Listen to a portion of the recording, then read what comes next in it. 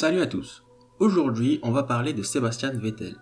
Depuis ce début de saison, on sait qu'il quitte Ferrari en fin d'année. Mais où pourrait-il bien aller?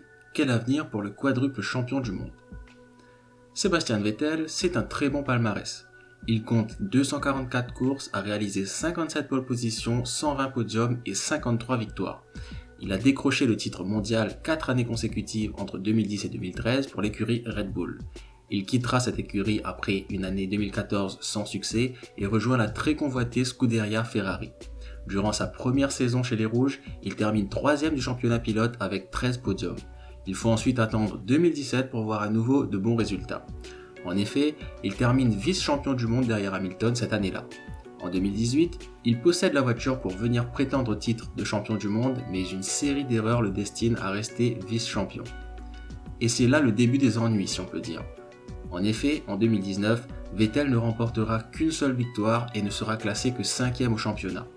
Cette décadence continue encore cette saison avec des difficultés pour ramener la voiture dans la zone des points alors que son coéquipier Charles Leclerc arrive à la placer dans le haut du panier. À la suite de ces résultats peu satisfaisants, Ferrari a décidé de ne pas renouveler son contrat, laissant donc Vettel sans baquet pour la saison prochaine.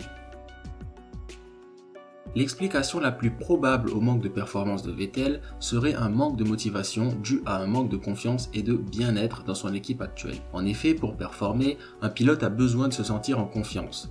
La preuve en est que, depuis l'arrivée de Leclerc qui est venu chambouler un peu les habitudes chez Ferrari et la perte de sa place de pilote numéro 1 en 2020, Vettel fait des résultats de moins en moins bons. Quitter Ferrari semble donc être un mal pour un bien, mais où pourrait-il bien aller ? La porte semble fermée chez Red Bull, étant donné que Christian Horner a défini comme étant hautement improbable une éventuelle discussion.